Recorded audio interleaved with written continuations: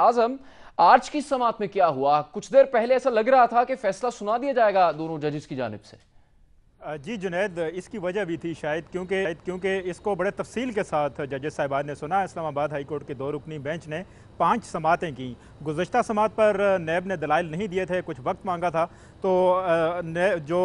10,000 जुर्माना किया गया था नैब को, और इस्लामाबाद हाई कोर्ट ने नाराज़गी का इज़हार किया था कि ये गैर ज़रूरी अल्तवा मांगा जा रहा है। इस केस को ख़ास तौर पर एहतसाब अदालत का जो फ़ैसला है, इसको तफसील के साथ इसके हवाले से जो नवाज शरीफ की जो दरख्वास्त थी कि उनकी जो सज़ा है उसको मुअत्तल किया जाए, इसको सुना गया। इसमें बहुत अहम जो मोड़ था वो ये था कि आज वकील सफ़ाई ख्वाजा हारिस, जो नवाज शरीफ के वकील हैं, वो कमरा अदालत में उठ के खड़े हो गए और जजेस को एड्रेस करते हुए कहा कि फ़र्ज़ करें मैं मान लेता हूँ, बल्कि नैब के लिए मैं और आसानी कर देता हूँ, मैं तस्लीम करता हूँ कि लंदन फ्लैट्स मेरे हैं। अब मुझे फ़ैसले में बताएं कि इसकी मालियत कितनी लिखी हुई है, और मुझे सबूतों में बताएं कि लंदन फ्लैट्स कितनी मालियत के हैं और मेरे असासों में तजादात क्या हैं, ताकि ये फ़ैसला हो सके।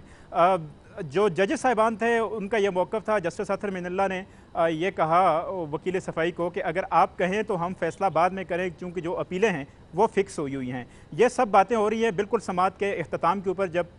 वकलाए सफ़ाई के दलाइल हो चुके हैं, नैब के दलाइल हो चुके हैं। आज जुनैद एक नैब की स्ट्रेटजी सामने आई कि नैब के जो प्रोसिक्यूटर हैं, जब कुछ अदालत ने क्वेश्चंस फ्रेम किए थे, सवालात फ्रेम किए थे, ख़ास तौर पे एक सवाल ये था कि आखिर नैब ने जो इक्विटल हुई है नवाज शरीफ की करप्शन चार्ज में, उसको चैलेंज क्यों नहीं किया था, क्योंकि इस्लामाबाद जो एहतसाब अदालत का फैसला है उसके मुताबिक नवाज शरीफ ने कोई करप्शन नहीं की और करप्शन के पैसे से ये फ्लैट्स नहीं बनाए। दूसरा जो चार्ज था उससे मुताल्लिक उन्होंने कहा कि ये एक फिक्शनल होता है, कानून का तकाजा होता है, इस पर हमारी तसल्ली कराएं कि कैसे नैब इसको किस तरह की करप्शन कहता है, और अगर नैब ने जब करप्शन को, हकीकी करप्शन को चैलेंज ही नहीं किया तो फिर ये किस तरह का केस है। ख्वाजा हारिस ने अदालत को बताया कि ये केस बेसिकली ये था कि जो ज़ेर कफ़ालत हैं बच्चे हैं, नवाज शरीफ के ज़ेर कफ़ालत हैं, लेकिन फैसले में लिख दिया गया कि आमतौर पर यह होता है कि बच्चे वालिदैन के ज़ेर कफ़ालत होते हैं, लिहाजा ये बच्चे भी नवाज शरीफ के ज़ेर कफ़ालत होंगे, यानी मफरूज़े के ऊपर एक मबनी एक जजमेंट थी। तो जुनैद, 5 समातों का अहवाल अगर मुख्तसर तौर पर बताया जाए तो यह है कि उस पर कोई फ़ैसला नहीं हुआ है।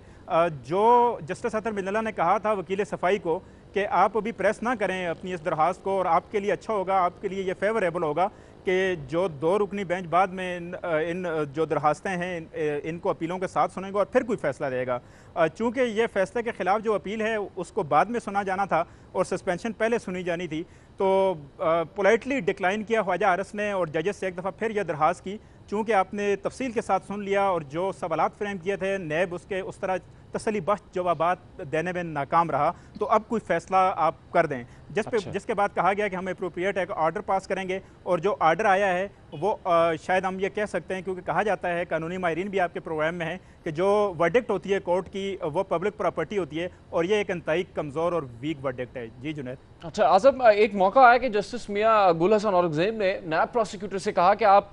सज़ा की मुअत्तली तक अपने आप को महदूद रखें, वहाँ पर क्या सूरत हाल थी? इसमें जुनैद,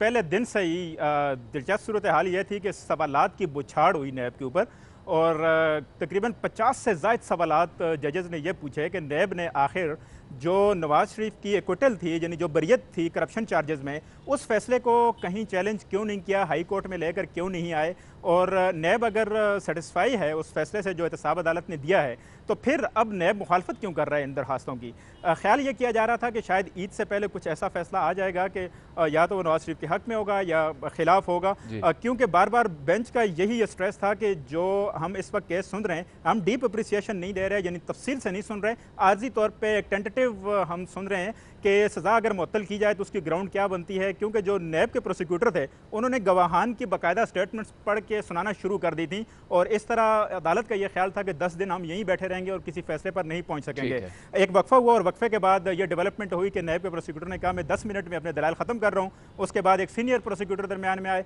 उन्होंने अच्छे दलाइल दिए, अच्छा बोले, और 10 मिनट के बाद फिर यह सूरत हाल। ठीक है आजम, बहुत शुक्रिया इस सारी तफसील के लिए। समाअत में क्या हुआ